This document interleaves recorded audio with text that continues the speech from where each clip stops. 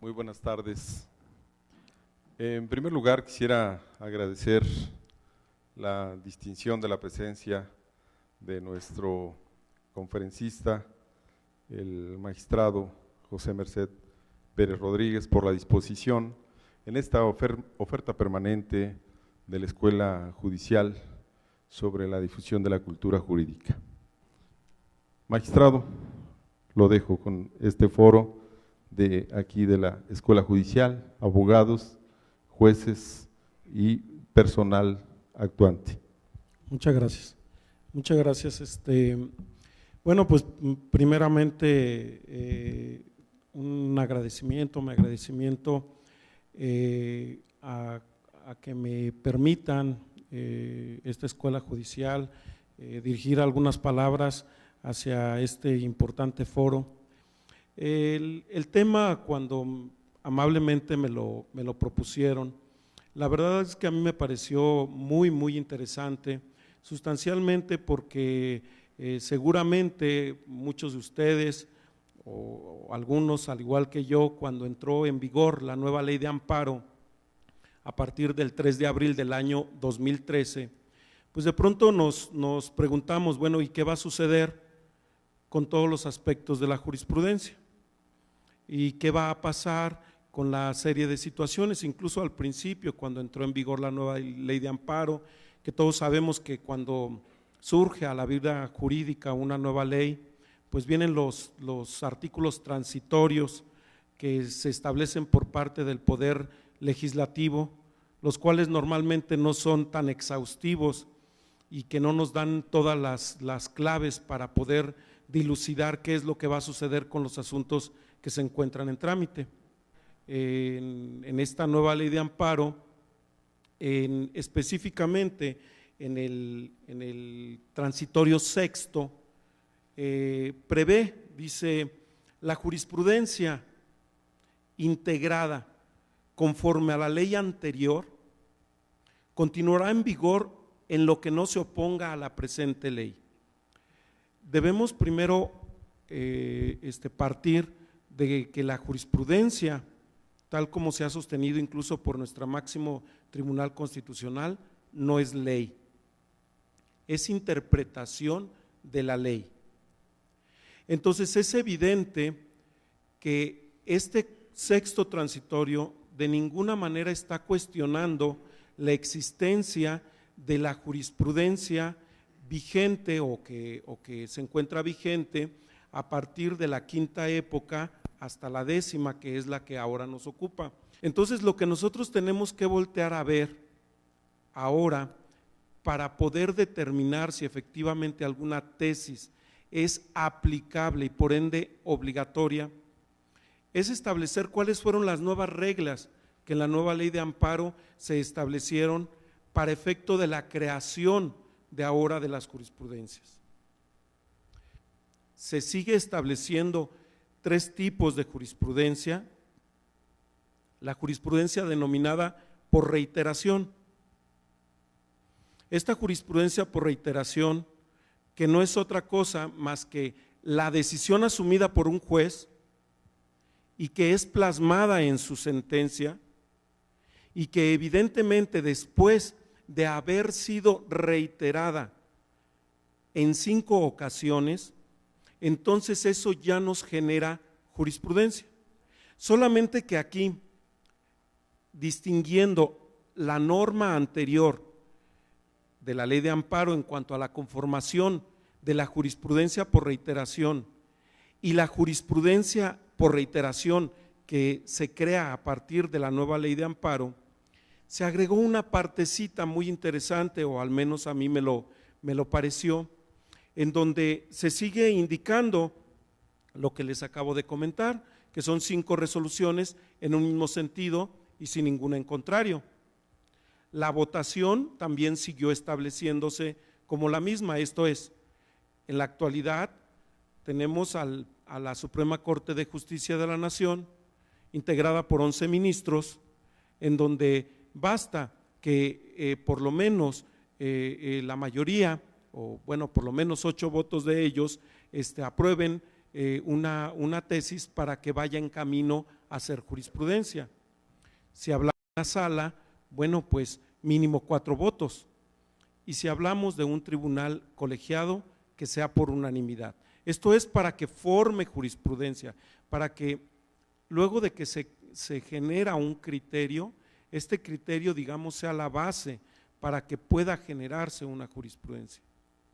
Pero el nuevo artículo dice algo interesante, que sean resueltas en diferentes sesiones, que resulta muy importante que nosotros voltemos a ver tanto los datos de localización como el punto específico de los precedentes, porque evidentemente esto nos pudiera dar la pauta e incluso a cuestionar la aplicabilidad o la exigibilidad de la jurisprudencia en un asunto en particular. Y esto, evidentemente, para darle sustento a algún criterio o alguna decisión que se vaya a emitir o que estemos defendiendo, dependiendo de la trinchera en la que nos encontremos.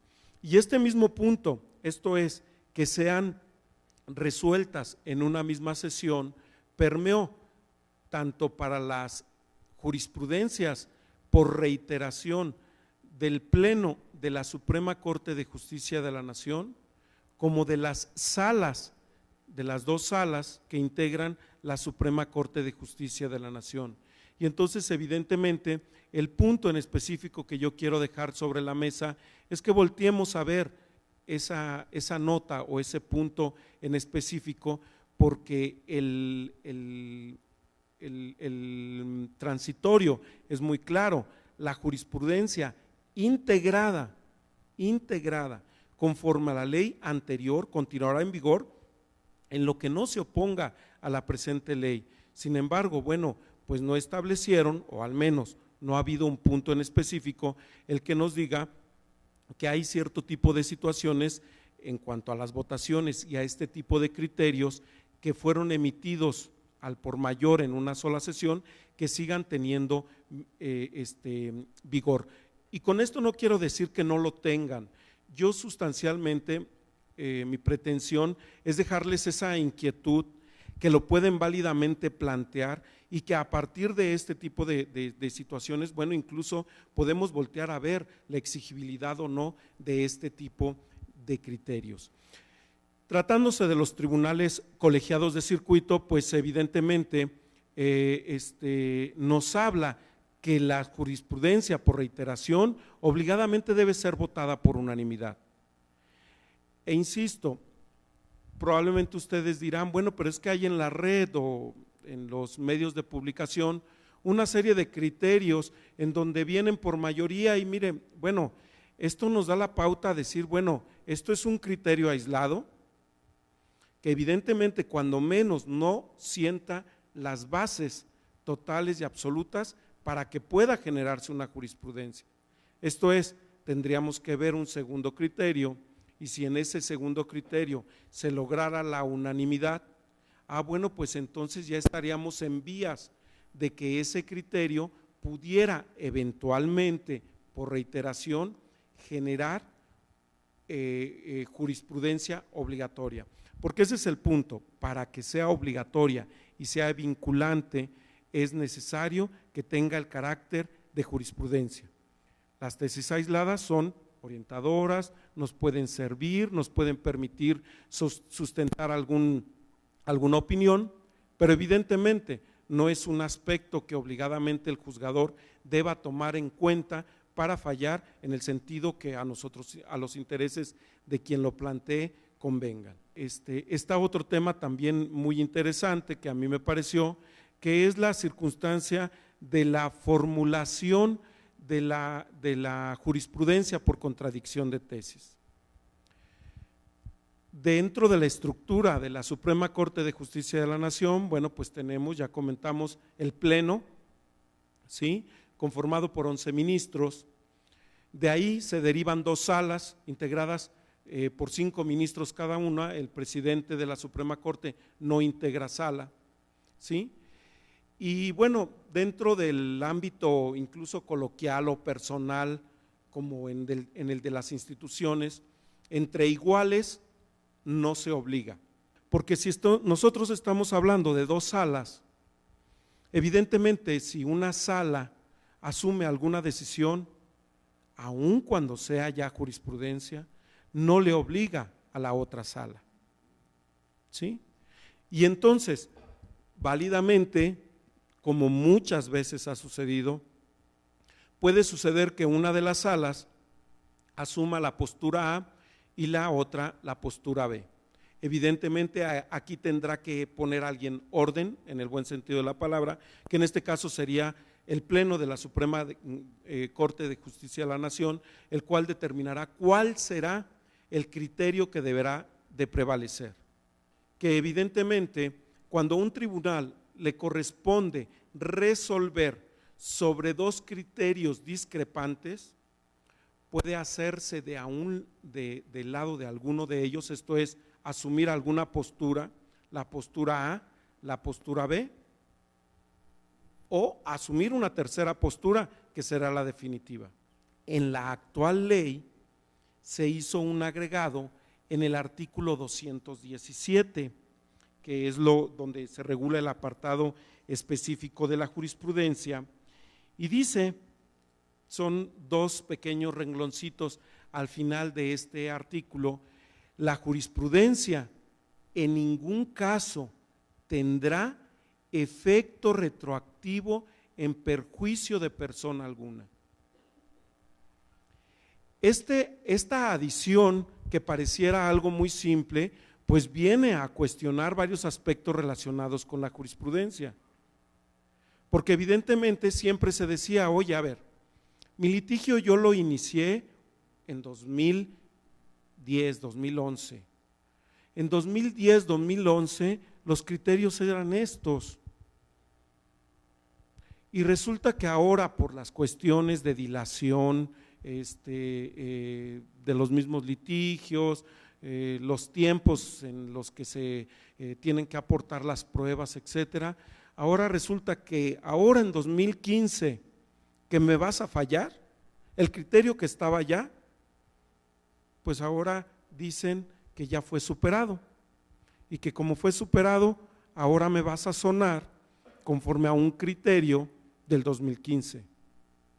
Y esto ha sido una situación muy recurrente o muy argumentada en los diversos contestaciones de demanda y recursos, en donde evidentemente pues la respuesta que se daba hoy es que la jurisprudencia no es ley, es interpretación de la ley, y por ende, pues si ese es el criterio actual, pues entonces este es el que debe de prever o de privar.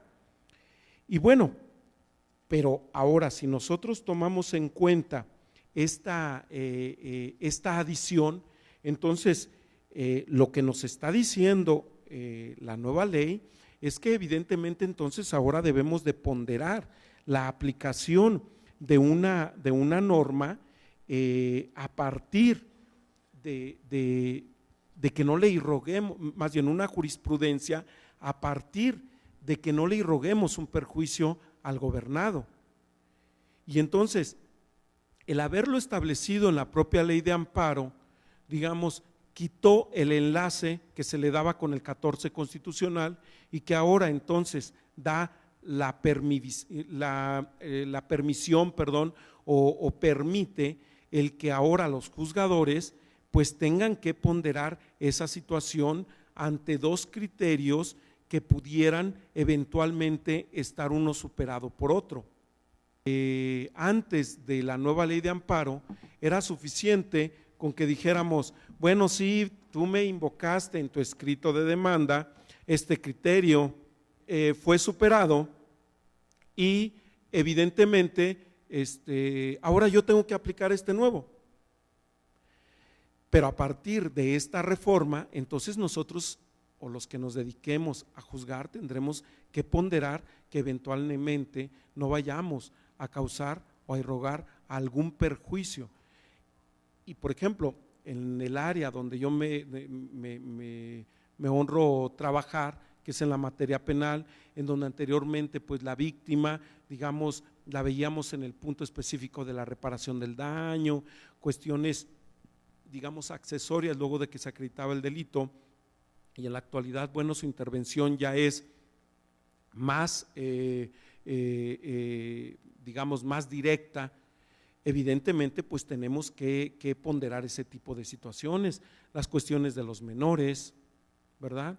En donde evidentemente no podemos calibrar, por decirlo de alguna manera, la aplicación de una tesis a partir del actor, sino que también debemos ponderar quién es la contraparte y para ver si eventualmente no pudiera generarse alguna afectación.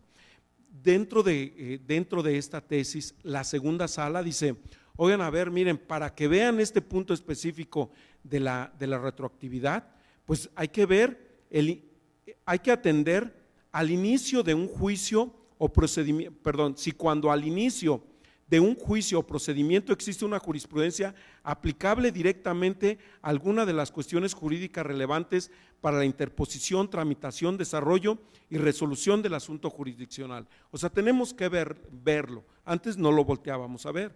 Número 2, antes de emitir la resolución jurisdiccional respectiva, si se emite una jurisprudencia que supera, modifica o abandona ese entendimiento del sistema jurídico.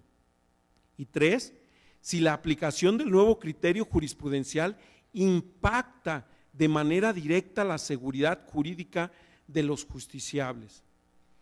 Les digo, es una situación también muy importante y muy trascendente y que nosotros debemos de ponderar al momento de invocar algún criterio o eventualmente al momento de fallar, si es que tenemos la noble tarea de dar alguna solución a algún conflicto. Esta última parte del artículo 217 de la Ley de Amparo, volteemos a verla. ¿Por qué? Porque es nueva. ¿Por qué? Porque no existía y porque finalmente viene a establecer un nuevo esquema para efecto de establecer la obligatoriedad de algún criterio. Entonces ya no será suficiente con verificar que el criterio ha sido superado, sino que en su integridad verificar que no se le esté irrogando algún perjuicio a las partes al momento de resolver alguna cuestión en particular. Un tercer tipo o forma de crear jurisprudencia, que es la jurisprudencia por sustitución. ¿Qué significa? Bueno, pues que ya tenemos nosotros una jurisprudencia y esa jurisprudencia es la que está siendo aplicable, pero que de pronto a través de las peticiones que se hagan por parte de los funcionarios específicamente facultados o autorizados conforme a la ley, pueden pedir la sustitución de ese criterio. ¿Con qué finalidad? Bueno, también es importante el ir adecuando los criterios a nuestra actualidad.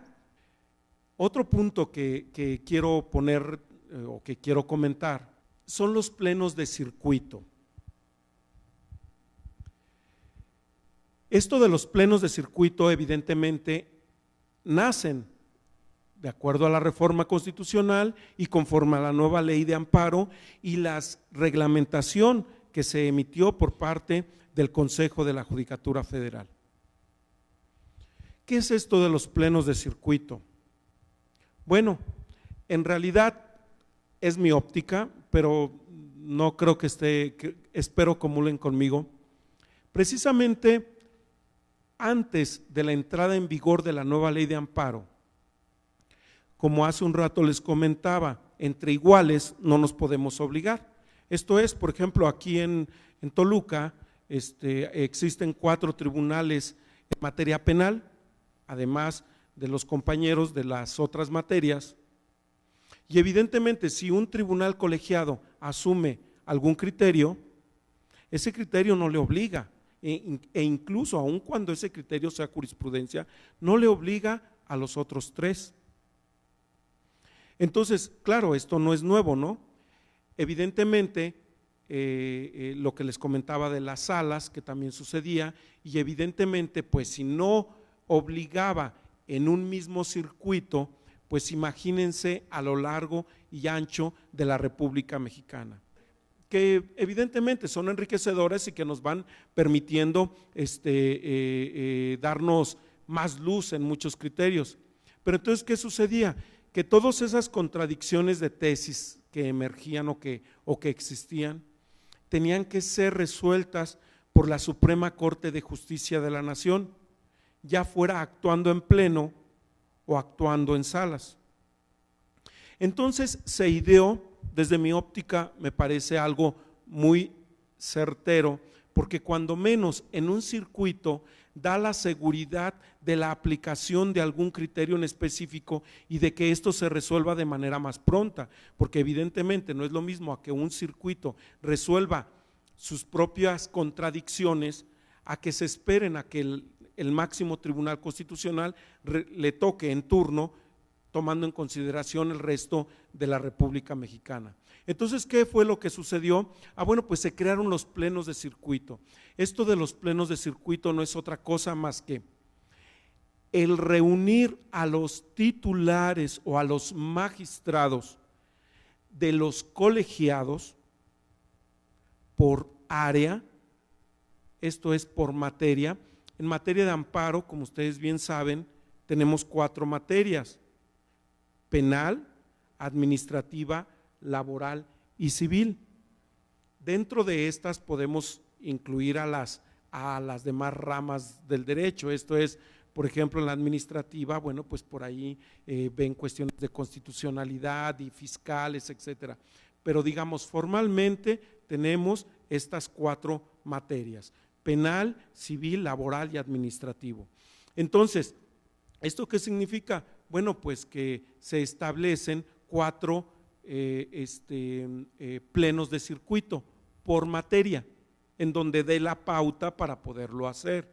Esto es, que haya los suficientes tribunales para que se puedan reunir. Entonces, ¿qué es lo que hay? Bueno, existe la factibilidad de que se denuncien esas contradicciones de criterios, que se reúnan los magistrados que participaron en la elaboración de esos criterios y que por mayoría de votos asuman cuál es el que va a privar en este circuito. Ya ha habido algunos criterios que se han unificado y que evidentemente esto da la pauta a que cuando menos en el circuito, me refiero aquí el segundo circuito, que es el que corresponde al Estado de México, bueno, pues que cuando menos un criterio sea único. Esto evidentemente sigue dando todavía más pauta. ¿Por qué? Porque si lo que les acabo de comentar, que entre iguales no se obligan, ¿esto qué significa? Que el Pleno del Estado de México, su decisión, no le va a obligar al Pleno del Estado de Guanajuato o al Estado de Zacatecas o de Sinaloa. Entonces, que eventualmente puede o se siguen generando criterios contradictorios. Y entonces, ¿qué es lo que sucede? Bueno, pues que esos criterios divergentes, a quien le corresponde solucionarlos y darles una solución, sigue siendo a nuestro máximo Tribunal Constitucional a través del Pleno o de las salas, según las materias que correspondan. Pero fundamentalmente, dentro de las situaciones que se crearon en la nueva ley de amparo, sustancialmente son las que les acabo de mencionar. ¿Con qué objetivo? Bueno, como el tema lo dice, la jurisprudencia y su exigibilidad frente a la nueva ley de amparo. A ver, bueno, seguimos teniendo jurisprudencia que sigue siendo obligatoria mientras nuestra Carta Magna no cambie. Nuestra Carta Magna está a partir de 1917, las primeras 4 épocas, de la primera a la cuarta, fueron creadas bajo el auspicio de la Constitución de 1857, por eso esas épocas no aparecen como obligatorias.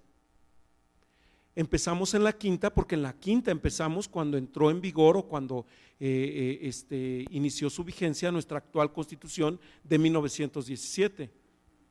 Entonces, de la quinta hacia estos días, evidentemente seguirá siendo obligatoria la jurisprudencia, ¿sí? Mientras nosotros apreciemos que la que se formó y aplicó, y publicó o se hizo exigible de la primera a la novena época, parte de la novena época, porque si bien se dan cuenta fueron unos meses también lo que le agarró la novena época a la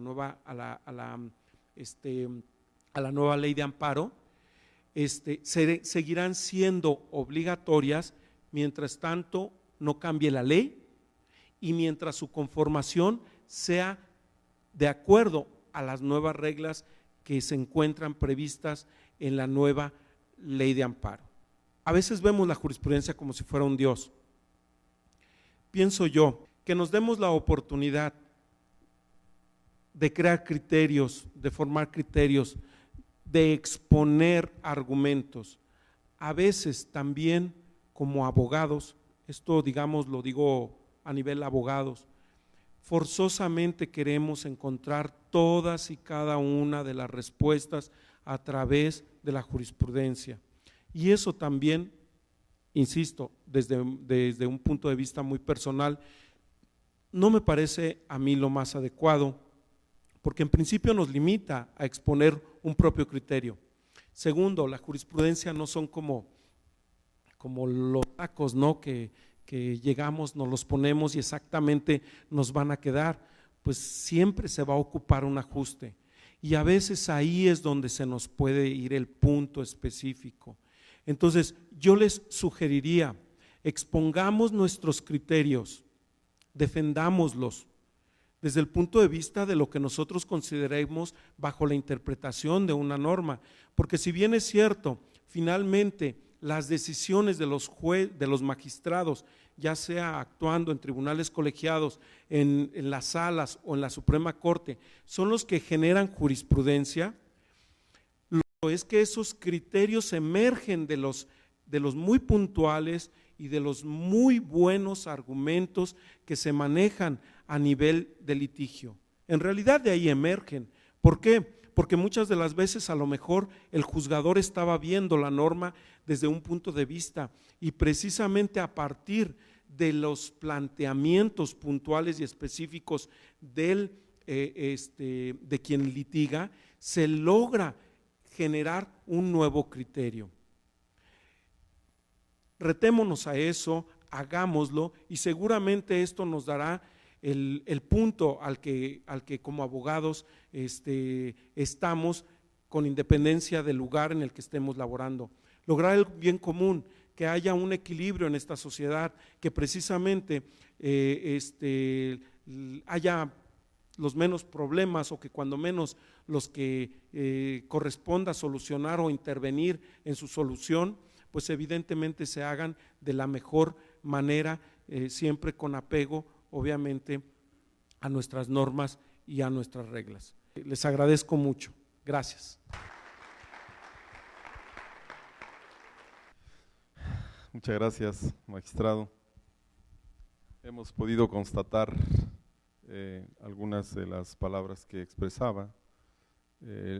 Debemos actualizarnos la visión, el panorama que nos da el magistrado sobre la nueva forma de atender a la jurisprudencia para no generar perjuicio. Incluso comentábamos de un asunto del tercero perjudicado, ¿verdad? Donde pareciera que es la contraparte en un asunto de homicidio de el hijo de una madre biológica de su padrastro y que tenía mejor interés en cuanto la madre a la seguridad jurídica del sentenciado que de su propio hijo biológico, y me parece que esto tiene que ver con la jurisprudencia en perjuicio.